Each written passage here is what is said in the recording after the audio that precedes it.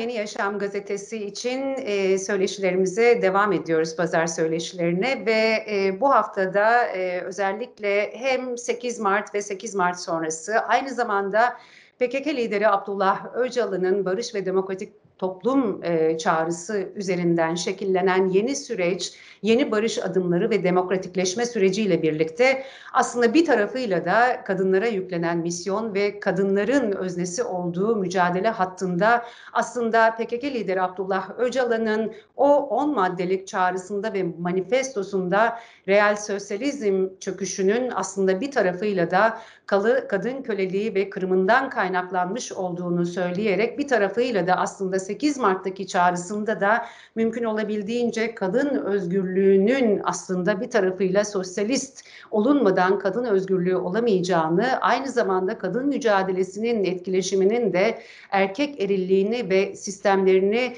çökme noktasında kadının özgürlüğüyle mümkün olabileceğini, barışın da kadınların dilinin ortaklaşmasıyla ve mücadele hattıyla örülebileceğinin altını çizdi ve aslında bütün alanlarda da bu yankılandı ve kadınlara yeni bir barış yolunda yeni bir misyon yüklendi. İşte bütün bunların hepsini aslında hem Kürt kadın hareketi içerisinde yer alan, aynı zamanda Kürt siyasetinde yer alan, aynı zamanda Kürt halkının özgürlük mücadelesi içerisinde kadın olarak bu mücadeleyi aktif olarak sürdüren ama aynı zamanda da bunun bedellerini de 12 Eylül döneminden itibaren Ahmet zindanlarında olmakla birlikte çok ağır yaşayan ve de tutsak edilen, tutsaklıktan sonra özgürlük umudunu içinde taşıyan ve o özgür olduğu andan itibaren de kadınların özgürlüğünün mücadelesini olduğu andan itibaren yine alanlarda, yine ortaklaşarak, yine mücadele hattında sürdüren güçlü ve önemli bir isimle konuşacağız.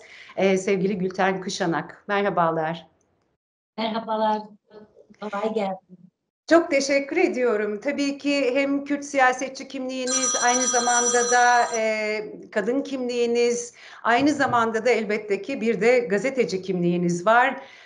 Tabii bu süreçte tarihi dönemden geçiyoruz. Bu dönemden geçerken de işte bundan bir hafta öncesinde PKK lideri Abdullah Öcalan'ın çağrısıyla yeni bir süreç, yeni bir döneme giriyoruz. Öncelikle 8 Mart'ı konuşmadan önce bu çağrıyla topluma ne mesaj verilmek istendi? Çağrının altındaki okunması gereken mesaj neydi tam olarak size göre? Aslında çağrı çok kapsamlı, kısa, öz ama son derece kapsamlı bir çağrıydı. Devlete, Kürt hareketine, kadınlara, demokratik muhalefete, herkese bir değişim çağrısıydı o. O nedenle çok yönlü, muhatapları hepimiz olan, tek tek bireyler olarak da, toplumsal katmanlar olarak da, halklar olarak da, cins olarak kadınlar olarak da hepimize aslında yeni bir dönemin başlangıcı konusunda sorumluluk yükleyen bir çağrıydı. Çok açık aslında PKK lideri Sayın Öcalan'ı takip edenler, paradigmasını az çok bilenler şunu hep tarihin çok farklı kritik anlarında onun ağzından, kaleminden, sesinden duymuşturlar. Demokratik olmak. Bu çok temel bir prensiptir. Mesela kadınlarla kurduğu ilişkide de bunu söyler. Yani bir kadınla nasıl ilişki kuracağımı hep sorguladım der. Çünkü burada önemli olan erk olmadan, erkek olmadan, egemen olmadan eşit ilişki kurabilmektir. Aslında bu çağrı bütün bir topluma ve toplumdaki farklı siyasal katmanlara, halklara, devlete, siyaset yapan herkese eşit ilişki kurma ve demokrat olma çağrısıydı. Yeni dönemin kodu bu bence. Yani çünkü aslında sosyalistliğin temelinde kadınla kurduğu ilişki ve kadını eşitlik eksenine oturtma biçimi yok mu orada? Evet, yani bu dediğim gibi tarihi kökenleri olan bir konu. Sosyalizm konusunda konuşmak için biraz daha derinlikli konuşmak gerekiyor. Çünkü maalesef uzunca bir dönemdir siyasal hareketler sosyalizm konusuna pek kafa yormadılar. Bunu çok terminoloji olarak da günlük siyaset içerisinde de çok kullanmadılar.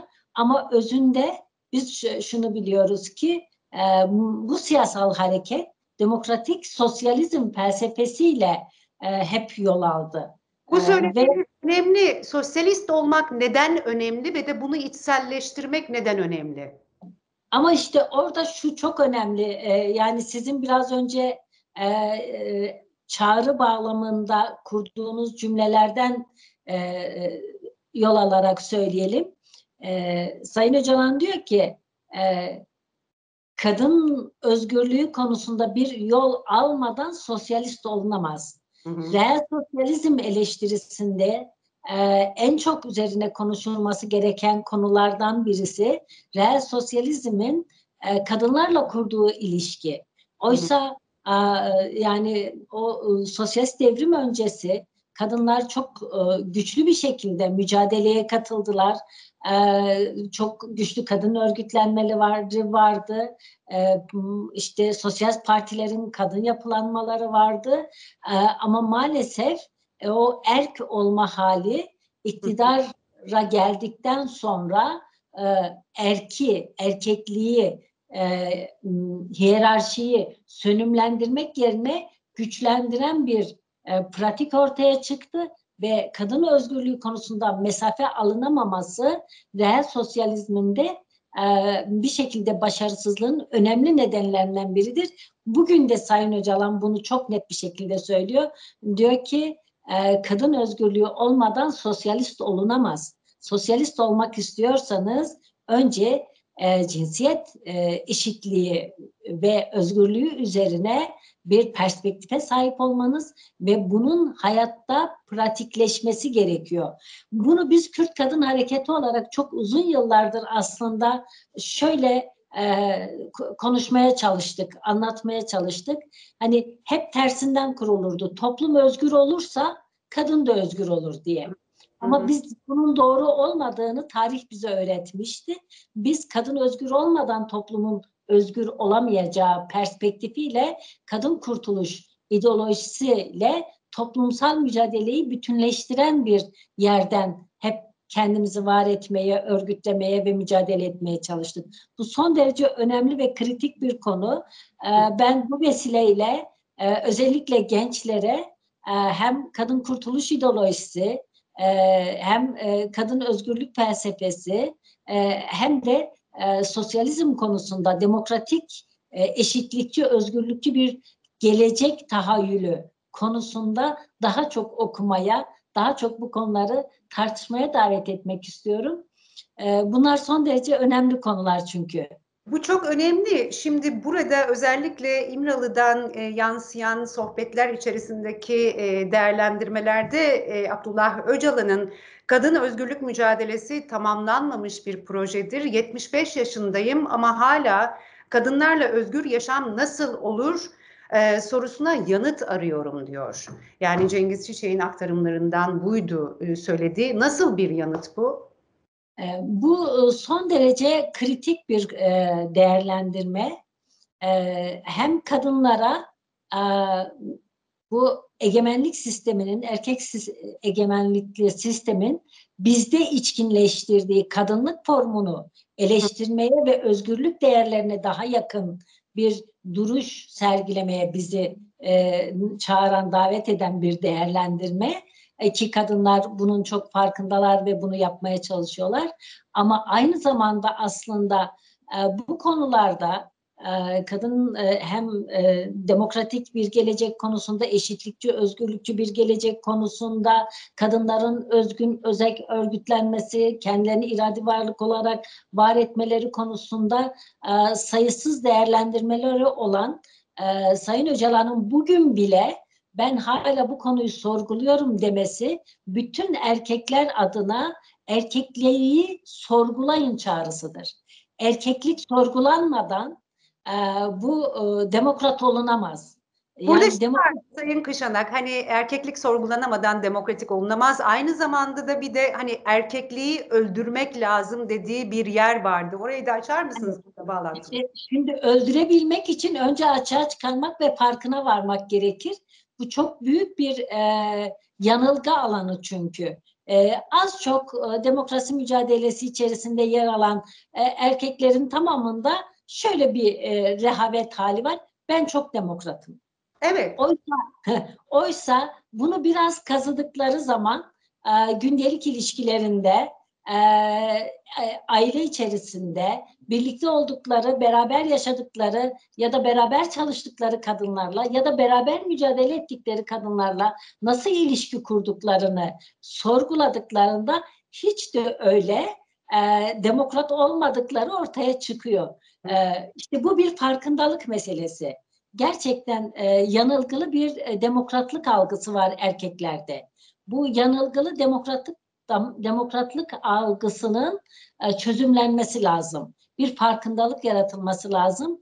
Kadın özgürlük mücadelesi ve iddiası kadar erkeklerin de erkekliği yapı bozuma uğratması lazım. Güç, iktidar, hiyerarşi, erk olma, hükmetme, tahakküm etme, başkasının iradesini gasp etme, başkasından daha fazla kendisine hak görme hallerini sorgulamaları, açığa çıkarmaları, bunun farkına varmaları ve bunları terk etmek için kendileriyle mücadele etmeleri gerekiyor. Bu cümle gerçekten hani böyle ezberlenip de tekrarlanacak bir cümle değil. Anlaşılması, bilince çıkartılması ve gereğinin yapılması gereken bir cümle. Yani evet, yani ta yıllar önce 90'lı yıllarda erkekliği öldürmek diye yanılmıyorsam Mahir Sayın'la yaptığı röportajda söylemişti ve sonrasında kitap olarak da yayınlandı. Bütün çözümlemelerinde vardı. Üzerinden yıllar geçti. Ben yeterince erkeklik sorgulaması yapıldığını düşünmüyorum.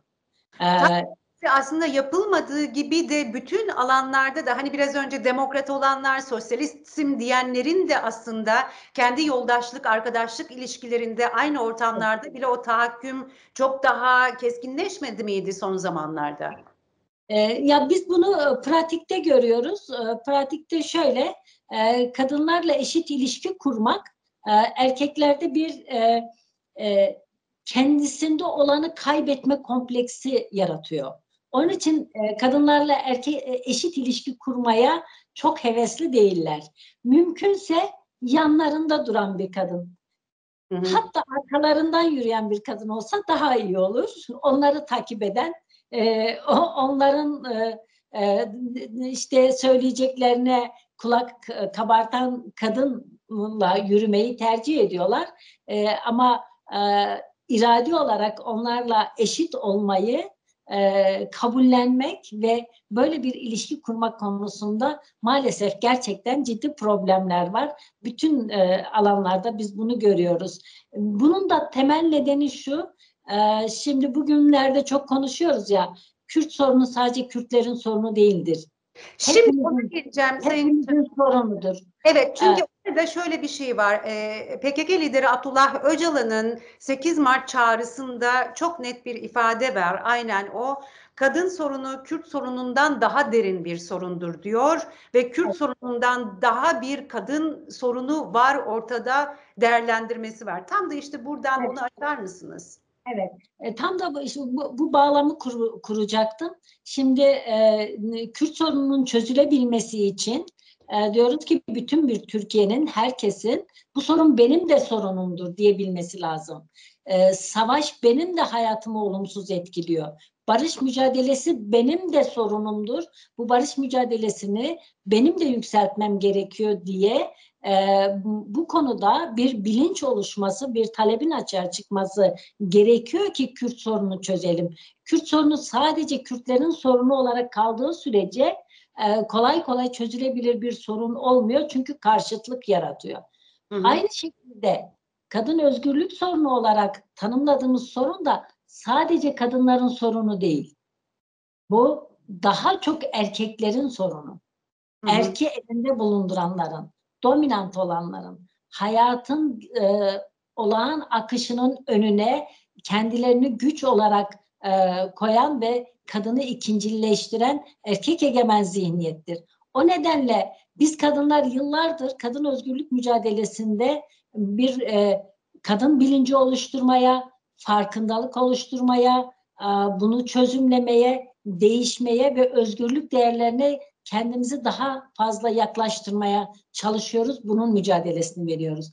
Ama aynı çabanın erkekler tarafından da erkeklik sorgulaması olarak yürütülmesi lazım ki biz bu cinsiyet eşitsizliği, ayrımcılığı üzerine kurulu erkek egemen sistemi değiştirelim. Şimdi Sayın Öcalan'ın Kürt sorunundan daha ağır bir kadın sorunu var belirlemesi çok önemli. Son derece önemli. Bunun altını böyle defalarca çizmeliyiz ve bu konuda bir öz eleştiri de vermeliyiz. Nasıl anlatılması ve öz eleştiri olması lazım? Evet. Evet, neden bunu öz eleştiri bağlamında söylüyorum? Evet, Kürt sorunu çok can yakıcı bir sorun. Hepimizin geleceğini ilgilendiren bir sorun. Bir özgürlük sorunu, hak sorunu, işte dilini kullanamamanın yarattığı bir travma sorunu, işte gencecik insanların hayallerinin yarım kalması ve canlarını feda etmeleri sorunu son derece sorumluluğu ağır ve o nedenle biz Kürt halkı olarak, Kürt kadınlar olarak Kürt sorununun demokratik zeminde eşitlik ve özgürlük ilkeleriyle çözülmesi için mücadele ediyoruz. Fakat bu asla bize kadın özgürlük mücadelesi konusunda bir adım geri durmamızı gerektiren bir konu değil.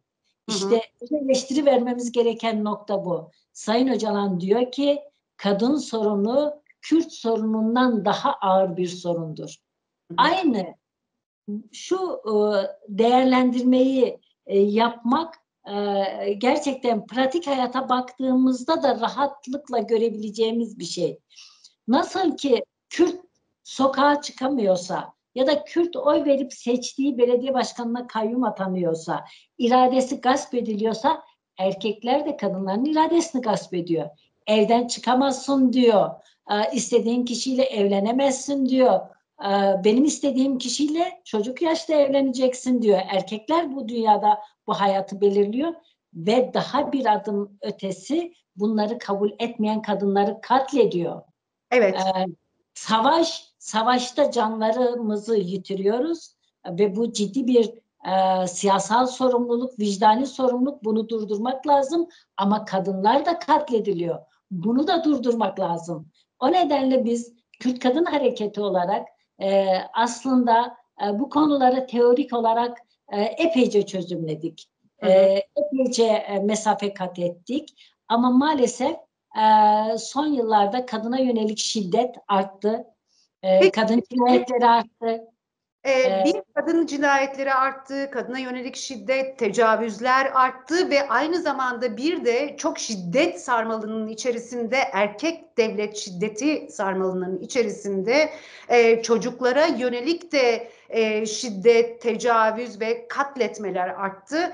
Hatta PKK lideri Abdullah Öcalan'ın geçmiş dönemlerdeki söylemi, tanımlaması, çözümlemesi, yani Kürt sorunu çözülmediği, bir demokratikleşme olmadığı yerde çatışmayla birlikte tecavüzler, katliamlar, şiddet, çeteler, yolsuzluk, mafyayla, ahlaki bir çöküşle, çürümeyle karşı karşıya kalacağız tanımı var ki o son bir senede çok daha keskinleşmiş durumdaydı ve işte bugün onun ortaklaştırılması ve sorunların çözülmesi, hani biraz önce teori çalışmaları vardı Kürt Kadın Hareketi'nin, pratikte daha neler yapılması gerekiyor dediğimiz yerde bu yeni süreçle birlikte nasıl adımlar atılıp ortaklaştırılması lazım?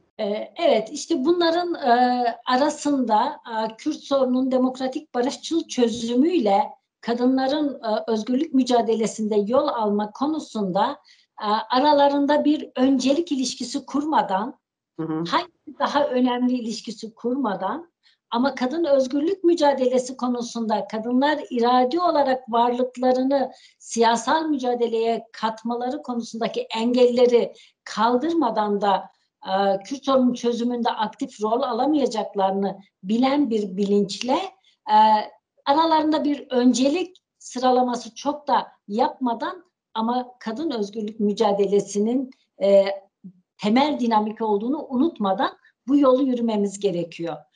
O nedenle dedim biraz öz eleştiri. Sizin söylediğiniz boyut şu.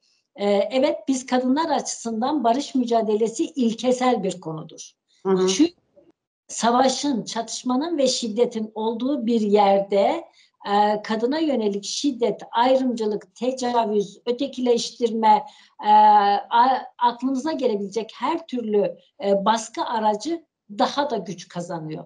Bunu biz pratik yaşadıklarımızdan da biliyoruz. Mesela son 10 yılda savaş politikalarının bu kadar güçlü bir şekilde hayatın tüm alanlarında uygulanması kadınlara da daha fazla şiddet olarak döndü. Çünkü şiddet, devlet eliyle üretilen şiddete meşruiyet atfettiğin sürece erkekler de kadınlara karşı şiddet uygulamayı meşru görüyorlar. Hı hı. Bu bir şiddet sarmalı ve bunu sürekli büyütüyor. Ayrıca şiddet kanıksanıyor. Ayrıca şiddet araçlarına ulaşmak kolaylaşıyor. Ayrıca kadınların mücadele ettiği alanlar, dernekler, kurumlar kapatıldığı, kadın mücadelesi engellendiği için kadınların dayanışma kurması zorlaştı ve kadınların birbirine elinin ulaşması zorlaştı. Bu dünyanın her yerinde böyledir. Savaşın, şiddetin, çatışmanın arttığı bir yerde kadına yönelik şiddet çok taciz, tecavüz, kadın bedenine müdahale, nüfus politikaları tavan yapar. O nedenle biz kadınlar açısından barış mücadelesi vazgeçilmez, temel ve ilkeseldir.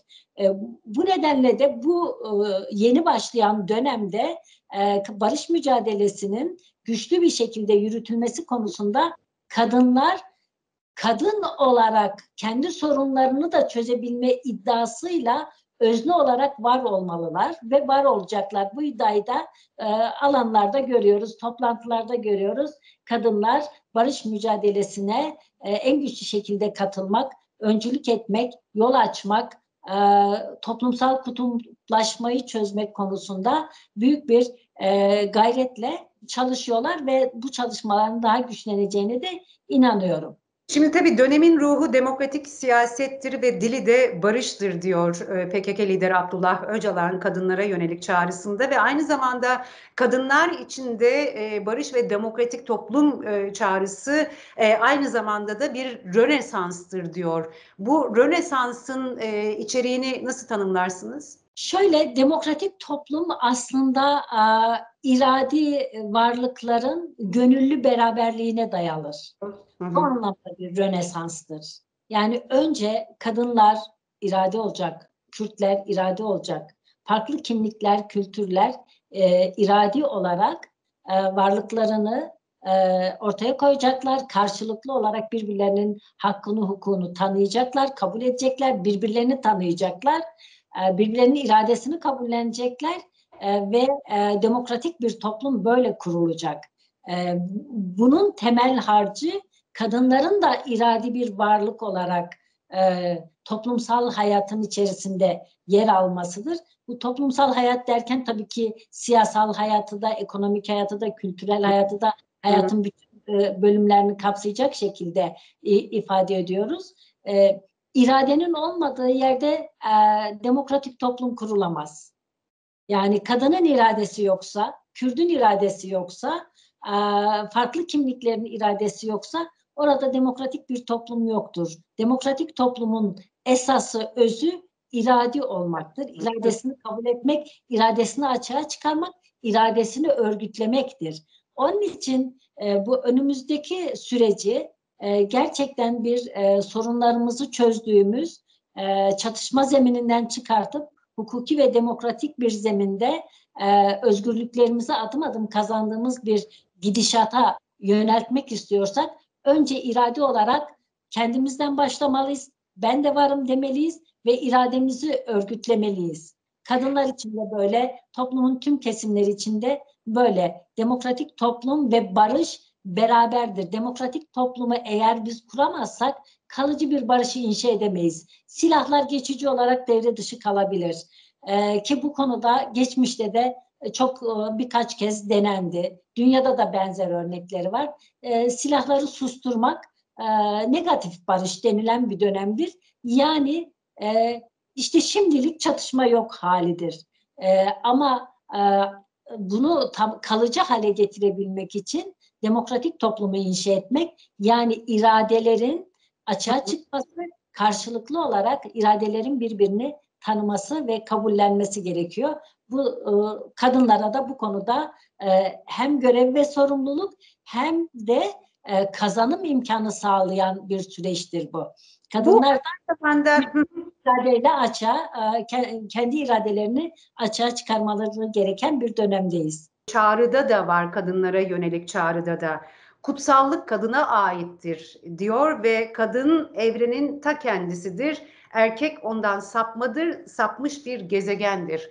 Burada şunu sormak istiyorum. Hani demokratikleşme, Kürt sorununun çözümü ve onun hukuksal, anayasal çerçevesinin oluşturulması ve topluma barış dilinin hakim olması ve bunun ortaklaştırılmasıyla birlikte aslında hani kadına kutsallığı atfettiği yerde bugün dil, din, ırk, kimlik gözetmeksizin öznesi kadın olan varlıkla aslında bütünleştirip o barışı daha toplumsallaştırmak ve bunu bütünleştirmek, kadınlara bunu aktarmak için hani biraz önce söylediniz, gençlerin daha çok okuması, kadınların kendi kadınlığı ve bilincinin farkında olup mücadele etmesi ve birbirine değmesi, topluma özgürleşmesi gerektirdiği yerde nasıl bir yol yöntem olmalı? Şimdi bu konularda da Sayın Öcalan'ı doğru anlamak gerekiyor.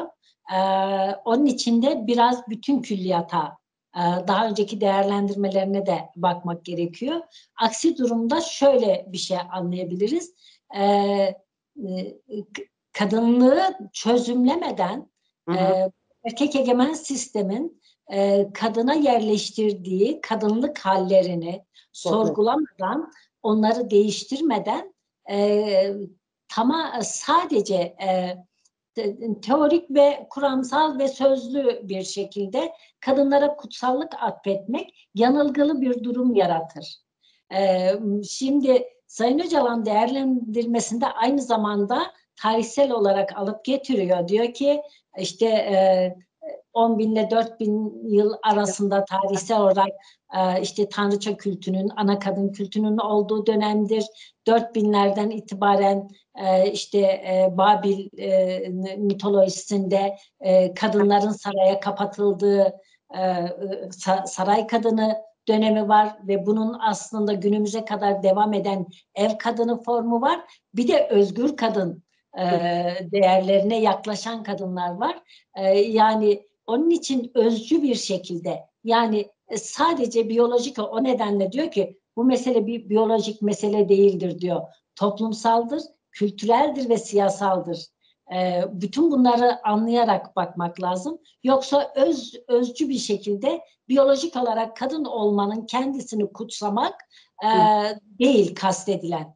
Özgürlük değerleriyle buluşan, bu egemenlik ve hiyerarşi sistemlerinin katman katman kurduğu egemenlik ilişkilerini çözümleyip bir kenara atan özgürlük değerlerine atfedilen kutsallıktır o.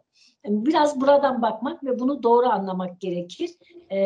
Yani kadın kurtuluş ideolojisi, özgürlük değerleri, demokratik bir gelecek arzusu, eşitlikçi ve demokratik bir toplum kurma konusunda kendisini inşa gücü olarak görmek, irade olarak var olmak, bütün bunlarla birlikte ele almak gerekiyor. Bu felsefik bütünlüğünü kaybetmeden değerlendirmek lazım.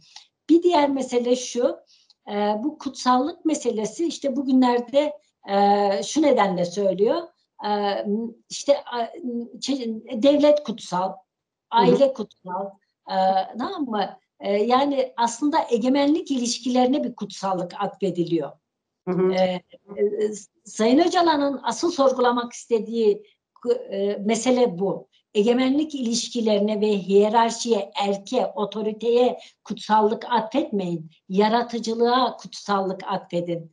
Kadın yaratıcıdır diyor.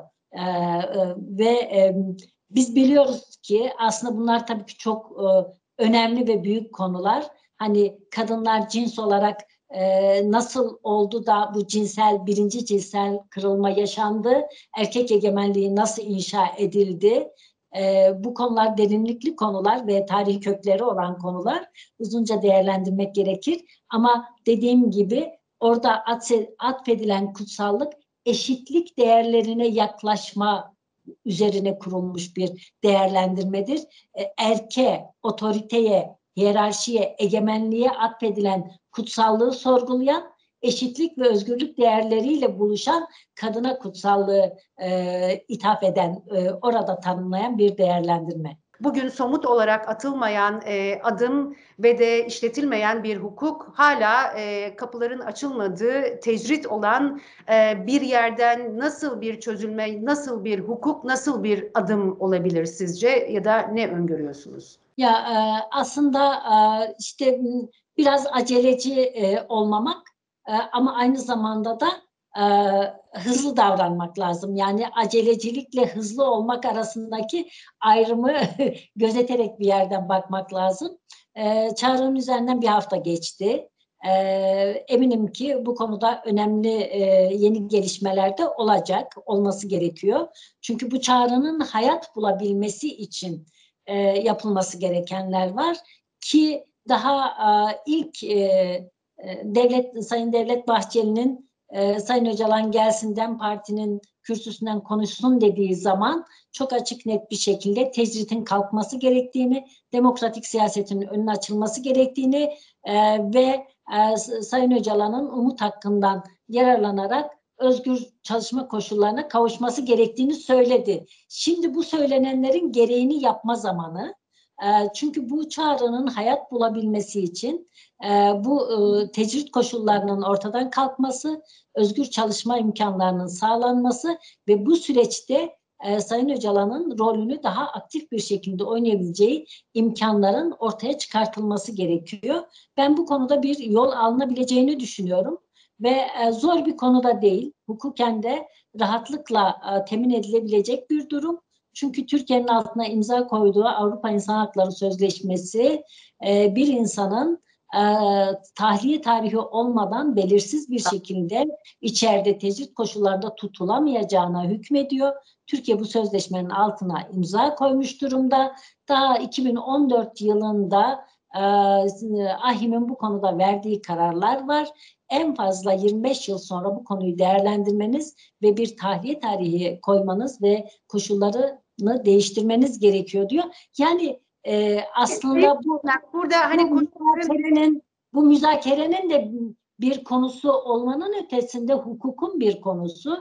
Hukuken Türkiye'nin kendi iç hukukuna da uygun olarak, altına imza koyduğu uluslararası sözleşmelere de uygun olarak Sayın Öcalan'ın artık bu durumunun değiştirilmesi gerekiyor ve bunun hukuki altyapısı da var.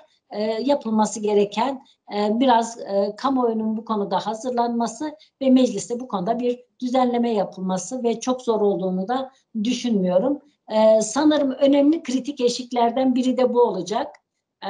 Yani bu tür büyük sorunları çözerken tamamını bir defada çözülmesini beklemek biraz gerçekçi değil. Aşama aşama bazı konuları, bazı sorun alanlarını aşağı ilerlemek gerekiyor. Bu çağrının yapılması, bu videonun kaydedilmesi, bu görüntülerin kamuoyuna yansıması önemli bir aşamaydı. İlk kez adaya bu kadar kalabalık bir heyetle gidildi. 2013-2014 süreçlerinde Sayın Öcalan defalarca ben bu süreci kurumsal olarak yürütmek istiyorum. O zaman siyasi parti olarak BDP vardı.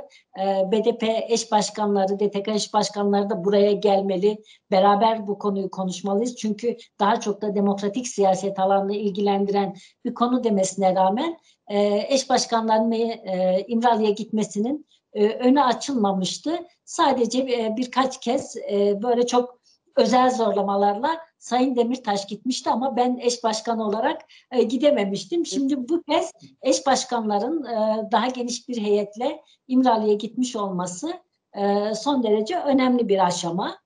Oradan bu görüntülerin yansıması. Bu aşama geçti. Şimdi ikinci kritik aşama olarak Sayın Öcalan'ın bu çağrının gereklerini yerine getirebilmek ve sürecin doğru ilerlemesi konusunda aktif bir rol alabilmesinin imkanlarını yaratmak aşamasına gelindi. Ben bu konunun da çok zor bir konu olmadığını, kamuoyunun da büyük ölçüde bir bu konuda hani kışkırtılmış bazı kesimler hariç büyük ölçüde olumlu yaklaştığını, siyasetin de bu konuda bir rol alması ve meclisin bu konuda bir düzenleme yapması gerektiğini düşünüyorum. Bu konunun şöyle bir altını bir cümle daha söyleyeyim. Genellikle iktidar şöyle yaklaşıyor bazen. Fiili olarak tamam, biraz koşullarını rahatlatırız diyor. Tabii ki bu da önemli, önemsiz değil. Ama aynı zamanda buna bir hukuki zeminde hazırlanması gerekiyor. Çünkü fiili olarak yaratılan olanaklar bir süre sonra yine fiili olarak ortadan kaldırılabiliyor. Buna da biraz dikkat etmek gerektiğini ifade etmek istiyorum. Yasal düzenlemeler yapılana kadar orada bir kapıların açılması söz konusu olabilir mi? Birinci sorun bu. İkincisi de son olarak elbette ki yani meclisin işletilmesi noktasında bir komisyon kurulup oradan yasaların geçirilmesi ve düzenlemelerin yapılması elzem. Ama buna da PKK lideri Abdullah Öcalan'ın da ifade ettiği, söylediği arka planda da hani barışın toplumsallaştırılması ve anlatılması dediği yerde o zemin mi hazırlanmaya çalışılıyor? Ne değerlendirirsiniz? Evet, bir kademeli geçiş süreci olabilir. Dediğim gibi hani fiil olarak işte geçen hafta kalabalık bir heyet gitti. Bundan sonra da başka heyetlerin gitmesi önünde yasal olarak bir engel yok. Çünkü Türkiye'deki yasalar şöyle diyor: Adalet Bakanı izin verdiği sürece herkes gidebilir diyor. Yani siyasi erkin bu konuda bir irade göstermesi, bu tecritin kalkması konusunda bir tutum alması, kapıların açılması için son derece elverişli bir hukuki zemin var. Yani başka hiçbir engel yok. Yani kimse Adalet Bakanı'na neden izin verdin diyemez. Çünkü yasa ona bu yetkiyi vermiş. Yani yarın gazeteciler gitmek istese, akademisyenler gitmek istese, kadın hareketleri gitmek istese Adalet Bakanı'nın buna izin vermesi gerekiyor. Yasal olarak, çünkü bunun imkanı var. Siyasal ve toplumsal olarak da faydası var. Evet. Yani faydayı gözeterek bu tecritin kaldırılması ve daha çok insanın gidip temas etmesi, konuşması, tartışması önemli. Şimdi evet, toplumun hazırlanması, hani hukuki kararların çıkması için toplumun hazırlanması, bir toplumsal talebin açığa çıkması son derece önemli. Bunun da yapılması lazım. Fakat unutmamak gerekiyor ki mesela geçen hafta şu çağrı yapılmadan önceki atmosfer çok başkaydı. Bu çağrının kendisi bile başlı başına kamuoyunda çok büyük bir pozitif değişime yol açtı. Demek ki orada tecritin kalkması, kamuoyunun hazırlanması konusunda önemli bir işleve sahip olacaktır. Buradan da bakmak lazım. Yoksa hani bekleyelim, hele halk, toplum, kamuoyu hazır olsun, ondan sonra yaparız demek doğru değil. Bunlar eş zamanlı, kademeli olarak yapılabilir. Tecrit kalkar. Tecrit kalktıkça düşünceleri, görüşleri kamuoyuna yansıdıkça ben kamuoyunun pozitif yönde değişmesinin daha kolay olacağını düşünüyorum. Çünkü Sayın Öcalan'ın dili yapıcı, çözümleyici, çözüm odaklı ve gerçekten demokrat yaklaşımı olan herkese hitap edebilen bir politik background'u var. Çok yani bu konuda iktidardan gidip gelip görüşenler de bu konuyu teslim ediyorlar hakkını. Çok kendisini iyi, etkileyici bir şekilde insanlarla diyalog kurduğunu söylüyorlar ve gidip gelen herkesin etkilendiğini de söylüyorlar. O nedenle bu sürecin böyle karşılıklı, birbirini olumlu yönde etkileyecek şekilde ilerletilmesi lazım. Mecliste bir komisyon kurulması meselesi, şimdi meclis geçmişte de bir komisyon kurmuştu. Kürt sorunun çözümü konusunda neler yapılabilir diye. Mecliste kurulacak komisyon daha bu çatışmanın nedeni olan hak ve özgürlüklerle ilgili tartışmaların yapılacağı bir komisyondur. Mesela umut hakkı ile ilgili bir yasal düzenleme yapmak için mesela işte tecritin kalkması ile ilgili ya da demokratik hakların kullanılması, düşünce ifade özgürlüğü, gösteri özgürlüğü, kayyumların ortadan kaldırılmasıyla bu tür yasaların çıkması için siyasi partiler arasında diyalog kurulması yeterlidir. Zaten meclisin mevcut komisyonları var, anayasa komisyonu var, plan bütçe komisyonu var. Bu komisyonlardan geçiyor, konuşuluyor, tartışılıyor. Ama daha köklü bir şekilde Kürt sorununun, ana dil sorununun, yönetime katılma sorununun, kimliğinin kabul edilmesi sorununun toplumsal bir uzlaşıyla çözülebilmesi için evet geçmişteki komisyona benzer bütün partilerin eşit katılımıyla bir tartışma ve diyalog komisyonunun olması tabii ki faydalı. Ama diğer yasal düzenlemeleri yapmak için beklemek gerekmiyor. Parlamentonun mevcut işleyişi buna izin veriyor. Yeter ki siyasi partiler birbirleriyle diyalog kursunlar, yapıcı bir pozisyon alsınlar. Bu iş yürütülebilir ki önümüzdeki haftada sanırım DEM Parti'nin siyasi partilerle yeni bir diyalog ve görüşme süreci başlıyor. Bu konuları oralarda konuşacaklarını düşünüyoruz. Siz de İmralı'ya gitmek için başvuruda bulundunuz mu? Yok, ben bulunmadım. Davet bekliyorum. Davet bekliyorsunuz. Süper. Evet, o davet karşılığında hazırım. Hemen giderim zaten. Başvuru yapmama gerek yok diyorsunuz. Evet. Peki son Gülten Kışanak'ın derdi nedir? Gülten Kışanak'ın derdi toplumun dertleridir. Yani ben hayatım boyunca bir şekilde toplumun içerisinde kendimi var etmeye, toplumla beraber bir yol yürümeye çalıştım. Benim de şu anda öncelikli derdim barış konusunda güçlü bir gelişmenin yaşanması, demokratik dönüşüm ve demokratik toplumun inşası konusunda hızlı yol almamız. Bu konuda kendim de elimden geldiği kadarıyla her zaman bu mücadelenin içerisinde var olmaya, bir parçası olmaya, halkımızla birlikte, halkla birlikte, kadınlarla birlikte bu özgürlük yolunu yürümek istiyorum. Çok teşekkür ediyoruz Yeni Yaşam gazetesi için sorularımızı yanıtladığınız ve değerlendirmeleriniz için sağ olun. Sağ olun, siz de var olun. Çok teşekkür ediyorum. Bu vesileyle bir kez daha kadınların 8 Mart'ını kutluyorum ve kadın özgürlük iddiamızı her zamankinden daha güçlü olduğunu da ifade etmek istiyorum. Kolay gelsin. Çok teşekkürler, sağ olun.